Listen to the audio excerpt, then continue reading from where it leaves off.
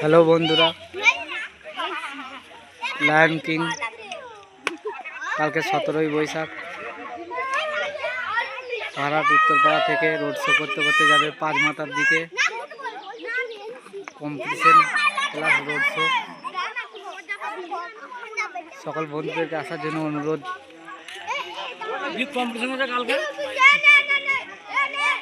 Box বাঁধার কাজ চলছে, দেখো।